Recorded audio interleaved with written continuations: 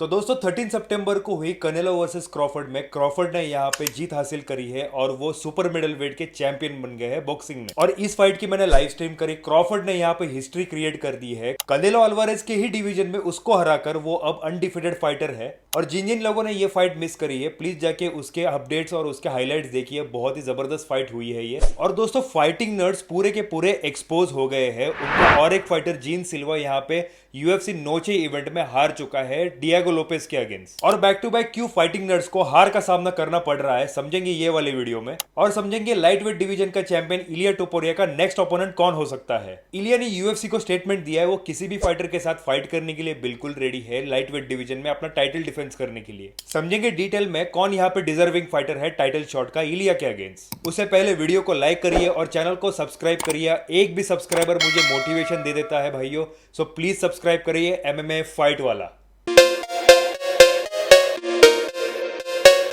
Fighting nerds का जो bubble बना था यूएफसी और एमएमए में वो अब बर्स्ट हो चुका है। उनके सारे फाइटर्स ने एक एक लॉस ले ली है और फैंस का ये कहना है ये सारे फाइटर्स एक्सपोज हो गए हैं। Back to back losses Carlos Prates, Caio, Ruffy और अब जीन सिल्वा सबने लॉस ले लिया है। यूएफसी नोचे इवेंट में डिएगो लोपेस ने स्पिनिंग एल्बो देकर बस्ट कर दिया जीन सिल्वा को। सबसे पहले मैं आपको फाइटिंग नर्ड्स के बारे में जानकारी देता हूँ। फाइटिंग नर्ड्स एक एमएमए जिम है साओ पाउलो ब्राजील में। पैब्लो स्कूपिरा, वैगनर मोटा, फेवियो एल्वेरो जैसे हाई स्किल्ड कोचेस यहाँ पे ट्रेन करते हैं फाइटर्स को। और दोस्तों इस जिम का हाइप इतना ज्यादा था 2024 में उनको gym of the year award मिल चुका है 2 बार। और ये भी कहा जाता था ये फाइटर्स डेटा ड्रिवन माइंडसेट से फाइट करते हैं और उनकी स्ट्रेटेजी बिल्कुल वैसी होती थी।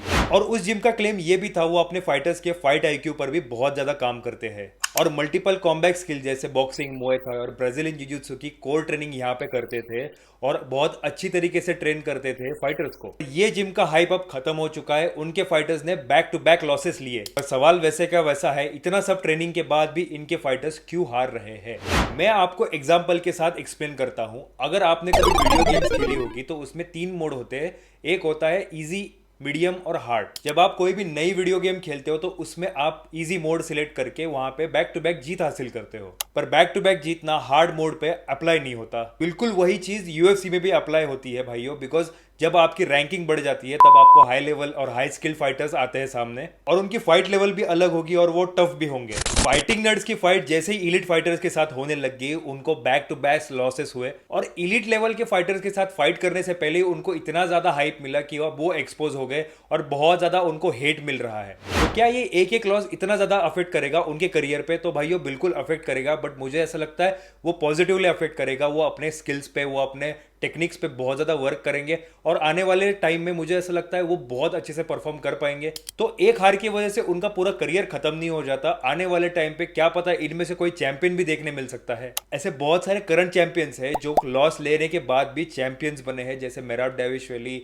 इस्लाम माकाशेव जैसे फाइटर्स। तो भाइयों ये था मेरा ओवरऑल रिव्यू फाइटिंग नर्ड्स के ऊपर। अब बात करेंगे इलिया टोपुरिया की। इलिया टोपुरिया ने ये स्टेटमेंट दिया है वो किसी भी फाइटर के साथ फाइट करने के लिए तैयार है, जस्टिन गेजी, अरमान सारूकियान या पैडी पिम्बलेट। इस टाइम लाइट वेट डिवीजन बहुत हॉट टॉपिक बन चुका है भाइयों। और लाइट वेट डिवीजन के रैंकिंग्स के बारे में बात करें तो अरमान सारूकियान, चार्ल्स ओलिवेरा, जस्टिन गेजी और मैक्स होलोवी ये 4 ऐसे फाइटर्स हैं। ये चारों के चारों हाई स्किल्ड फाइटर्स हैं। तो इन फाइटर्स में से किसी एक को अगर लाइट वेट डिवीजन का टाइटल शॉट भी मिलता है तो समझ में आता है भाइयों। पर यहाँ पे पैडी पिम्बलेट्स के टॉक्स क्यों चल रहे हैं वो समझ में नहीं आ रहा है। मेरी ओपिनियन में पैडी पिम्बलेट बिल्कुल यहाँ पे डिजर्व नहीं करता टाइटल शॉट और उसको टाइटल शॉट मिलना भी नहीं चाहिए। मैं तो कहता हूँ पैडी पिम्बलेट का नाम तो टॉक्स में भी नहीं आना चाहिए टाइटल शॉट के लिए। मैं ऐसा इसीलिए कह रहा हूं बिकॉज पैडी पिम्बलेट ने अभी तक टॉप लेवल फाइटर के साथ फाइट नहीं करी है। पैडी पिम्बलेट की और 2 फाइट्स होनी चाहिए हाई लेवल फाइटर जैसे जस्टिन गेजी या चार्ल्स ओलिवेरा या मैक्स होलोवी ऐसे फाइटर्स के साथ, तब जाके उसको टाइटल शॉट देना सही है। अगर लाइट वेट डिवीजन में कोई टाइटल शॉट डिजर्व करता है तो वो अरमान सारूकियान है और उसके अलावा और कोई डिजर्व करता है तो वो जस्टिन गेजी है। तो भाइयों आप बताओ मुझे कौन यहाँ पे इलिया टोपुरिया के अगेंस्ट टाइटल शॉट डिजर्व करता है। तो ये था मेरा ओवरऑल रिव्यू फाइटिंग नर्ड्स और इलिया का नेक्स्ट ओपोनेंट कौन होगा उसके ऊपर। मिलते हैं अगली वीडियो में यूएफसी के नए अपडेट्स के साथ। तब तक के लिए मैं आप सबका अलविदा लेता हूं और साहिल साइनिंग ऑफ।